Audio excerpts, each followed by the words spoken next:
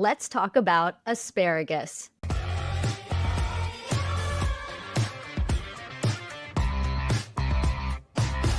Welcome back to Sprung On Food. I'm your host, Kay Sprung. This season, we're talking about favorite foods, the history behind it, and the role it plays in the world today.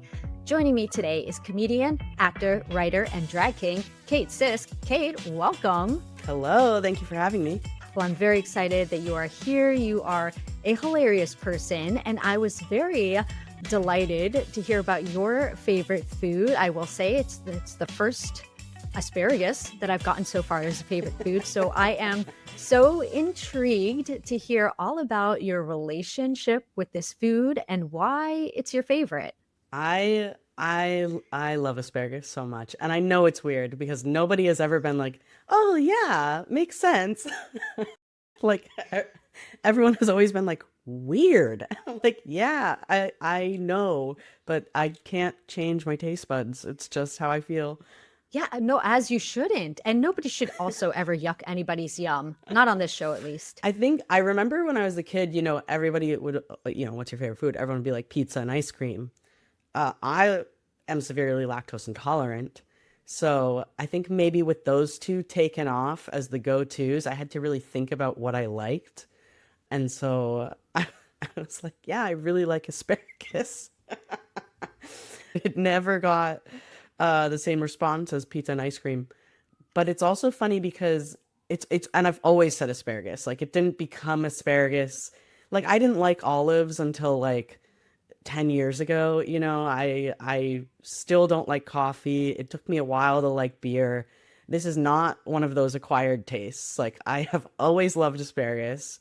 So I've always said it was my favorite food, which is kind of funny because I have distinct memories as a kid, like choking on asparagus. Like it's a hard food to eat. Like not like Heimlich. I've choked on other things. I choked one time. I choked on a hard candy. My mom saved my life with the Heimlich. So it really works. She's also saved saved like two other people's lives with the Heimlich, and she's not a nurse. She just knows her first aid and CPR. She knows her first aid and CPR. It's not that kind of choking with asparagus. It's just like it's kind of a string. It can be a stringy food, and so I have distinct memories of like finding it difficult to eat, but being like, I gotta eat it. It's just so good. That's how I feel. As soon as you said that, I was like, I know exactly what you're talking about. Two foods come to my mind, and this is not to make you feel badly because of the lactose intolerance. So I don't know if you've had them before, but mozzarella sticks like that. And I once said that to somebody. I was like, oh yeah, mozzarella sticks, you always choke on them because it's so stringy that you'll start eating it, and before you can kind of like rip the cheese with your teeth, it kind of keeps going, and you're like freaking out, like, oh my God, it's still attached. Nobody understood what I was talking about. So I was like, wow, feel real alone on that one. But then adjacent to the asparagus, I think bok choy for me, for whatever reason. If I don't cut it, I'm just eating it. Same thing. It's the length of it, and it doesn't like snap exactly. Yeah. So okay, I'm on board. I totally know what you're talking about. Yeah, I remember having that feeling and still just being like, this is the best. So it must have tasted really good to me to be like 5 and be like, this is a chore, but my God, is it good? It's so worth it. So worth it. Okay. So around, would you say, and I don't want to challenge you to think so far back to infancy, but like, do you think it was around 5 years old where you first were introduced to asparagus? Oh, that's a good question. I don't know when I started eating asparagus. Like I don't know if I was having like baby food asparagus. Like, do they make that? I don't know. Baby food now, I will say, I have 2 nieces. Baby food now is crazy. But I guess I said 5 because I like have that distinct memory of being in the cafeteria in like kindergarten and being like, yeah, my favorite food's asparagus, and having people be like, what are you talking about? And you're like, more for me, going to everybody's like trays, just hoarding all the asparagus. You got like a full bundle for lunch. I mean, that could work to your advantage if it's not very many other people's. More for you. I agree. Are there any particular ways that it's prepared that might be your absolute favorite, or somebody, a family member, or like a restaurant that prepares it that you're like, "Holy cow, that's my absolute favorite way or place to have it?" I love to cook, and since I've started cooking, I've tried cooking asparagus many, many different ways, which is really fun. Mm. That's one of the reasons why I've continued to like it, I think, is because it's so versatile. Like I've broiled it, roasted it, grilled it, done like a light cook on it and put it in like salad. I've done it wrapped in bacon, I've done it wrapped in prosciutto. I've gotten cheese that I can eat for like the light dusting Okay. because I saw at a restaurant that people do it like sprinkled in like Parmesan or whatever, which I actually don't think I would Sure. like Parmesan because I don't like the way it smells. But I've Oh. like taken lactose-free cheese and done a sprinkle of that. I've liked that. Sometimes I'll do it really like chop up like shallots and garlic and really like load it up. And then Ooh. put it on the grill, but like tin foil so it's not getting too much of a char. But sometimes the char is good. But yeah, Yeah. I'm always experimenting with asparagus. I love that. And yeah, I appreciate the fact that you said it was so versatile too. Yeah, you can do it in all sorts of different applications and then Yeah. cook it in so many different ways. Oh, your journey of asparagus is infinite. It's consistent, I will say that. Oh, It's funny I that you l- say journey with asparagus because there is something there is like a little magical element to it, which is like I said, always been my favorite food.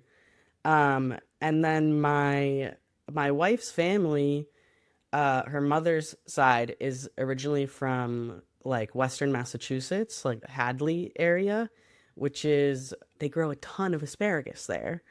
It's called Hadley oh, grass. That's how much asparagus they grow there. So it's kind of wow. funny, like, oh, asparagus been my favorite food my whole life, and then like the love of my life just happens to like come from that area is kind of funny. That it was like a I don't food think that that that's a mistake. it's I think that was destiny. meant to be. Yes. I was Oh, choking on 100%. asparagus on my way to my soulmate. Was asparagus in any part of the vows? Oh, that's a good question. I know there was like cooking in there was cooking in the vows. We have a little sign in our kitchen that says La Reina no cocina, which means the queen doesn't cook. So I'm the cook. But I will say the queen does wash dishes. So It's that a beautiful partnership. yeah, that part might have actually made it into the vows. Well, there can always be an addendum for an anniversary of Yes, sorts, yes. to give a When shout we out to renew the our asparagus. vows, we'll do it in a field of asparagus. This is beautiful. Thank you for setting that scene and giving me something to look forward to. Yes, beautiful. Well, to better understand and appreciate our food, we've got to know where it came from. Yes. Today, we're going deep into the soil, literally and figuratively, to trace the fascinating history of this ancient plant, from Egyptian tombs to Michelin starred plates. Let's begin at the beginning. I mean, way back. The name asparagus itself comes from the Greek word asparagos, which itself probably came from a Persian root meaning sprout or shoot. Later on, the Romans Latinized it to asparagus, though in common speech they often called it asparagi. And just to make things more confusing, the Brits in the 1600s started calling it sparrowgrass. But even before the Greeks gave it a name, asparagus had fans. The earliest known reference to it is in Egyptian artwork dating to around 3000 BCE, where it was offered to the gods. In fact, dried asparagus was found in pyramids, and we know that both Egyptians and later Romans cultivated it in gardens. The Roman Emperor Augustus had a saying, faster than asparagus is cooked. That's how quickly things were expected to be done, using asparagus as the barometer for efficiency. But this wasn't just a food item. To ancient people, asparagus was also medicine. The Greeks and Romans believed it had diuretic and aphrodisiac properties, a novel combination. Hippocrates himself, the father of medicine, recommended it for treating diarrhea and toothaches. But please know, though, if you have a toothache today, you should go to the dentist before just eating a ton of asparagus. Kate, are there any foods, herbs, or natural elements that you've either heard about or partake in as homeopathic procedures? I think ginger, probably. Mm. I've like I guess I've always thought of ginger of having the connotation of making your tummy better, making your immune system like ginger ale when you were a kid, which who knows if that was really doing Yes. anything. I wish I could do it like my dad did it, which was like Coca-Cola when there was still cocaine in it. That would have Oh God. that probably would have made me feel better on a sick day. But also during COVID, we started drinking these like ginger immunity shots, and I like to think we were very scientific people like in reaction to COVID, like masking, doing nasal spray, getting vaccines. But our one kind of like, maybe this isn't doing anything, but we have to do it because otherwise we'll go insane, was drinking the ginger immunity shots. And we still do it to this day every single week. I don't know if it's doing anything. And then also, I feel like someone on my mom's side of the family said like if you swallow a clove of garlic like a pill, it can help Oh. ward off an oncoming sickness, which like overlapped with my dad's belief that he didn't get a cold for like 25 years because he ate like raw onions as a side dish, which we definitely did growing up. We had like raw onions as a side dish with like a little balsamic vinegar or white vinegar on it, just like as a side, which which I didn't realize until later most people don't do. But so I feel like He was like, between your dad was like, yeah, but are they getting sick? right, exactly. Wow. So by the time I heard this other thing from my mom's side that was like, oh, swallow the clove of garlic. I was like, that's kind of similar to the onion thing. So I will sometimes swallow a clove of garlic like a pill just to ward off the oncoming sickness. Oh, so are you kind of feeling almost like a little something, like a tickle in your throat or a sniffle, and you're Yeah, like, better pop that garlic gotta clove? pop the garlic down. You know what? I'll Wow. pop the garlic and I'll wash it down with a ginger immunity shot. That'll, Oh, that's, fabulous. And then just chew on some raw onion to really yeah. give it that trifecta of immunity boost. Yeah, I know I'm getting Wow. healthier as soon as I feel the heartburn. That's an That's indication how that you know it's it's working. working. Yes. But I didn't know this about asparagus, that it had these medicinal uh attributes. Yes, well, we'll tap into a little bit more, a little bit of foreshadowing there. Wild asparagus grew through the Mediterranean and into parts of Asia and Africa. Eventually, it traveled up through Europe, and that's where its royal transformation begins. Now, while asparagus was adored during these ancient times, it sort of disappeared from culinary records during the Middle Ages.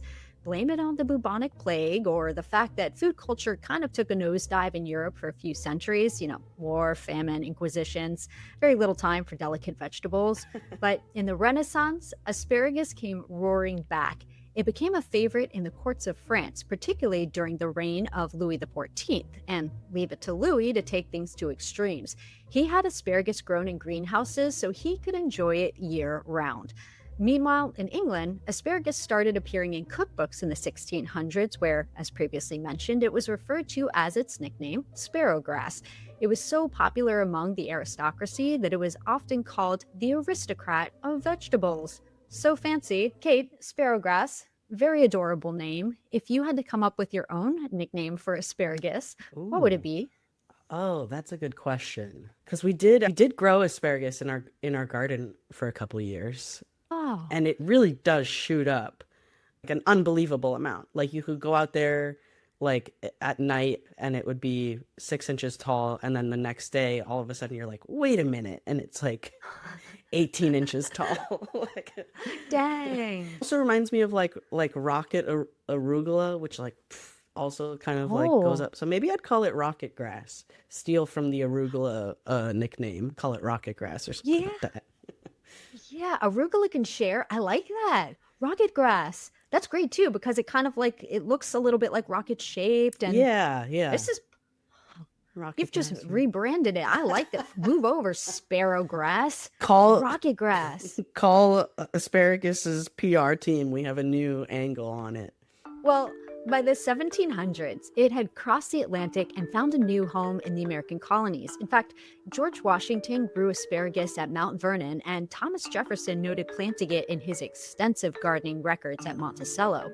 Jefferson, the man who cannot escape multiple cameos in these Sprung on Food episodes, like the history of macaroni and cheese, cookies and cream, and French fries, noted the asparagus beds in his garden journals where the plants were mulched with tobacco leaves. Enslaved gardener Wormley Hughes is regarded as Monticello's head gardener after 1800, and Jefferson's daughter, Martha Jefferson Randolph, and his granddaughters, as well as a series of European gardeners from Italy and Scotland, also assisted with the care of the fruit, vegetable, and flower gardens.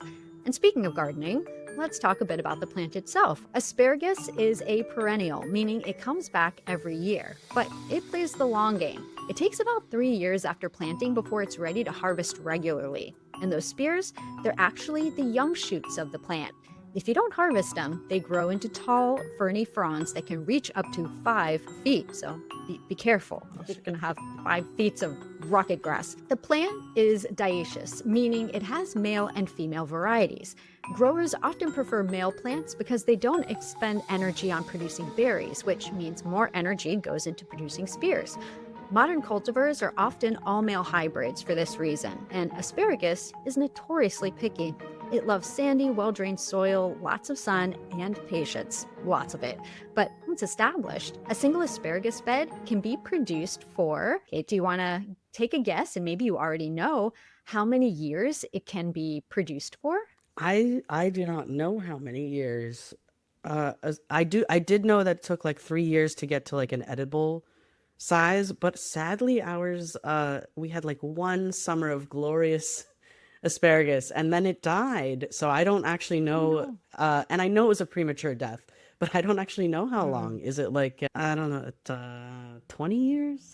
Oh, well, that is a very excellent guess because it is a span between 15 and 30 years. Wow. So you're right there in the middle. If you get to 20, that's I excellent. would have Better than loved to 15. get to 20. Listen, it's never too late.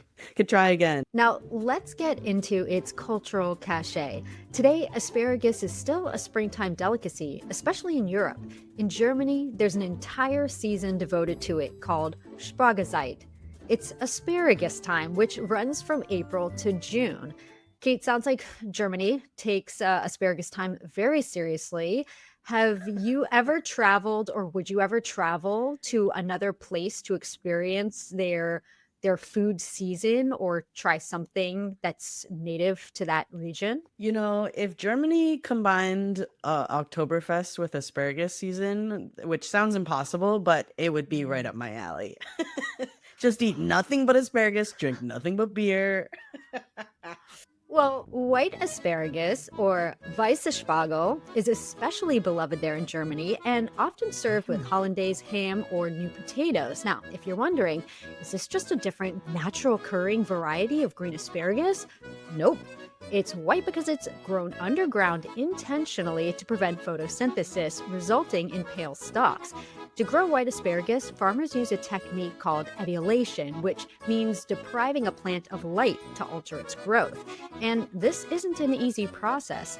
Workers check the rows daily, often by hand, gently pushing aside the soil to harvest the spears when they're just tall enough, usually 7 to 9 inches, before they break through the surface. Then they need to recover the row. The soil is repacked immediately to protect the next spear in line.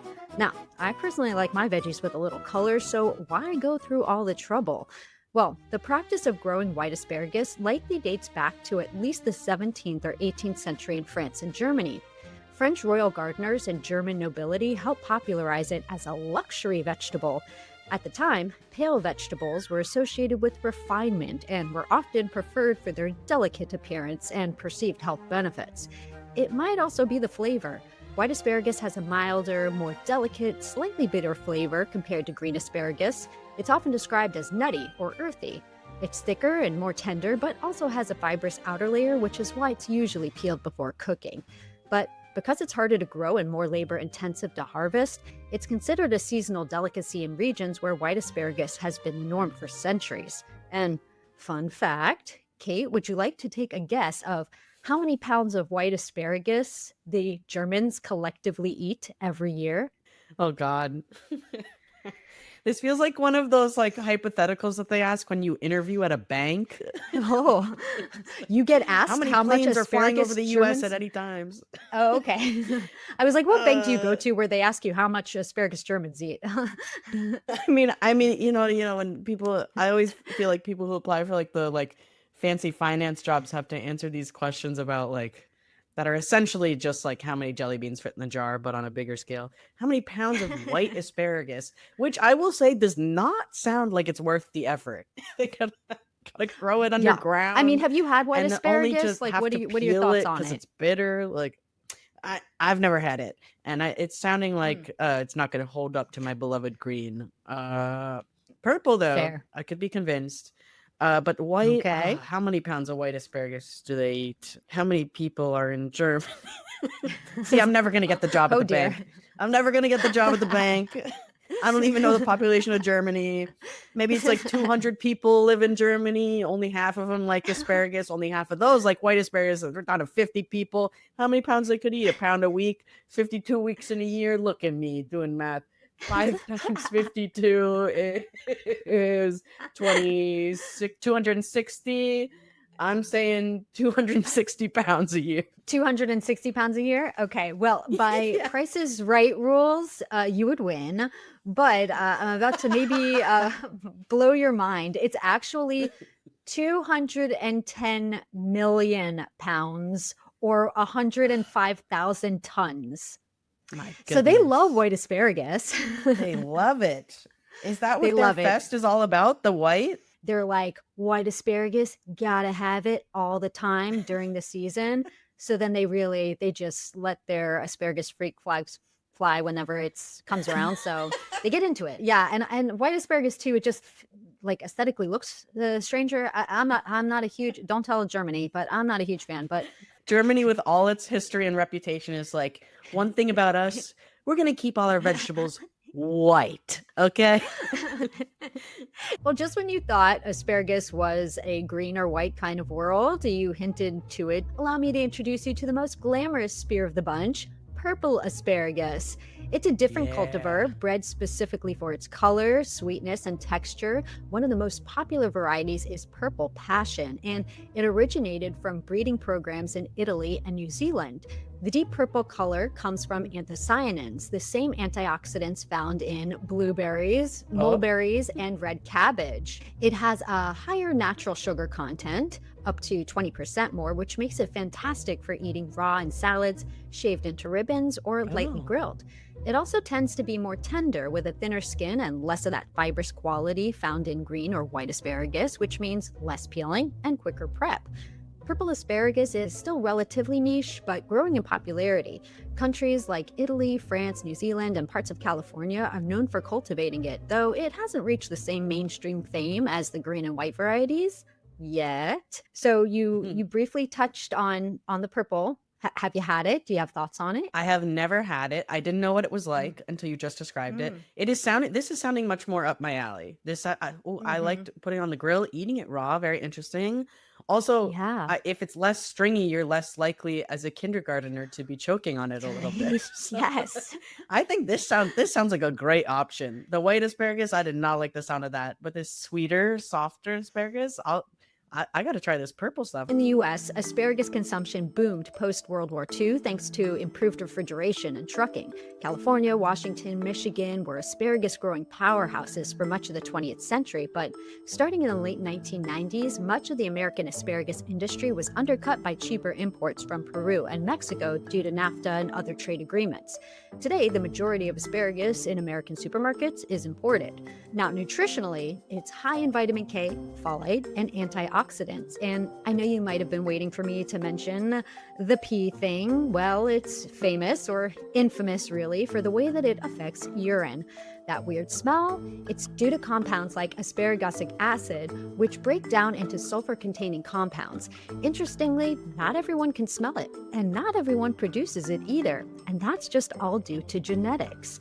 And circling back to when we first mentioned the aphrodisiac properties of asparagus, considered for centuries, well, due to these beliefs, French bridegrooms in the 19th century were reportedly fed asparagus before their wedding night. Ooh la la.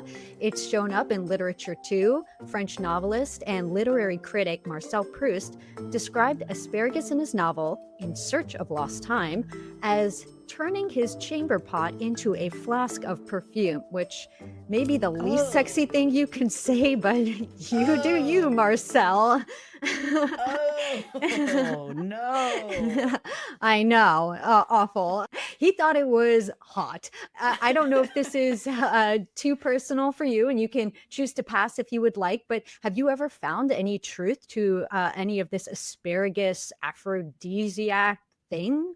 Well, definitely emotionally, love, part of the love Oh. story, that role of asparagus. But I didn't actually know it was an aphrodisiac.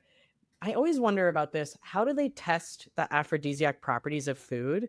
Because, like we've been talking, like it's like considered a delicacy, like it's fancy at restaurants. So is it just that like people are like having a nice date first? And so they're like, oh, the Mm. asparagus, like really an aphrodisiac because you were treated well and cooked for and had a nice date and like somebody spent money on you? Or is it like the thing itself? Yeah, I don't know if there's been enough research, but you might just be the one to kick off this this whole there might be a new true crime podcast coming soon, looking into the truth and lies of asparagus. The truth and lies. Okay, we might have to produce this now, so I'll carve out some of your schedule. I know the perfect experiment I could run, right? I cook the same dish of asparagus for a group of people. One time I just throw it on plates and I throw it down in front of them, right? Then we zhuzh it up a little bit. Like we're doing a little bit of nicer presentation, maybe with some candlelight, then we see how they feel. Oh, And then the last one we're at like, when they, in a prank show, when they make a fake restaurant, oh yes. and then, yeah, we'll do What is that. it, that We'll show, The put fancy Rehearsal or music something like that? on. Yeah, we'll get Nathan to do a full-blown rehearsal for a fake restaurant. Chef Yes. comes out, does a fake accent, says, I made this just for you. We have roses on the table. Oh. We have free champagne for the lovely couples, stuff like that. And we'll test their horniness after each experience and see if it was the asparagus or if it was simply the environment in which the asparagus was presented. Yes, a nature versus nurture situation. I think you've nailed it, honestly. We'll put it to the test. Stay tuned. Well, these days, asparagus is a culinary darling, especially in seasonal menus. It's really nailed the scarcity model because it's best fresh and only in season for a short time, which gives it that rare, fleeting status foodies fawn over. Farm to table chefs have given it a new shine. It's been wrapped in prosciutto, topped with poached eggs, even turned into ice cream. Oh. And let's not forget the sustainability factor. Asparagus, especially when grown locally, can be an eco-friendly crop since it requires relatively little water and can last for decades once established. From offerings to the gods and Roman aphorisms to fine dining and awkward bathroom conversations, asparagus has led a long life. Kate, what do you think about the backstory of asparagus? I'm fascinated. I'm fascinated to know that it was so old, that it's so wide-reaching. I didn't know it was an aphrodisiac. I knew that people had the genes to smell it or not smell it. I didn't know that some people Oh. don't create the smell to begin with, so that's news to me as well. Mhm. This is fascinating. I learned so much about my favorite food that I already thought I knew a lot about. Oh, well, would you believe that it's even been in pop culture? In 1880, renowned French painter Edouard Manet. 1880. Uh-huh. It's a year. He created two notable asparagus themed artwork. The first, a bundle of asparagus, was commissioned by art collector Charles Frucy. Upon receiving an overpayment, Manet painted a second piece, a sprig of asparagus, and sent it to Frucy with a note stating, "There was one missing from your bundle." And I know art is subjective, but I have to say, I find it a bit strange and awkward looking of a painting. For those listening as a Oh, podcast, would you be able to describe the painting? I will say you don't You don't know it's asparagus. It kind of looks like, so it is kind of roughly the shape of asparagus, and it's white asparagus, Yeah. but there's some like red in it. It honestly looks like a child drew a picture of a person who died on the beach, Oh. because the background kind of looks like some sand and like shore waves. More generously, it looks like driftwood at the beach, but Mm. it does not conjure to mind asparagus. Well, Asparagus by Susan Pitt is an experimental animated short film from 1979 that delves into themes of identity, gender, and sexuality through surreal imagery and is said to have gained a cult following. In the 1987 show Alf, Season 1, Episode 22, the alien Alf assists young Brian in portraying an asparagus stalk where he dresses up like one in a school play. Now, if you blink, you might miss it, but in National Lampoon's Christmas Vacation in 1989, the Griswold family's dinner table features an asparagus Christmas tree adorned with pimento-stuffed olives and pearl onions, adding a quirky touch to the festive meal. The animated series, Veggie Tales, features several asparagus characters, most notably Junior Asparagus, Archibald Asparagus, and Granny Asparagus. And there's even an episode in the show The Big Bang Theory titled The White Asparagus Triangulation. Okay, can you think of any other pop culture moments or final words that you have about asparagus? I think, and I know some people might fight me on this because it's this fancy thing, I think it is a hand food. I think that you should pick it up, unless it's like sliced up into a salad or something, or some other dish. I think it's a hand food. I think you pick it up gently, delicately with 2 fingers, and you eat it by hand. I think that's the best experience of it. I will die on this hill. I will plant asparagus on this hill before I die on it. But I think it's a hand food. I don't know why I keep saying hand food. I guess you would say finger food, but I don't mean like finger food. I mean a food you eat with your hands. Come at me, fight me. I will fight you. I will fight you for a bundle of asparagus, and I don't mean the weird painting. I mean an actual bundle, or the kid from Elf. I will fight you for an actual bundle of asparagus. If you can convince me that it should be eaten with knife and fork, you can have it. But chances are you won't convince me, because I think that's how you should best enjoy it. Amen. Yes. Well, Kate, thank you so much for joining me to share your love of asparagus and help me to tell its story. Yeah, thanks for telling me all about it. I know so much more now. I have so many more reasons I can brag about asparagus and spread the gospel that it's like the best food on earth. Thanks for watching. You can find links and more info in the description below. Don't forget to give this video a thumbs up and subscribe to the channel if you haven't yet. See you next time.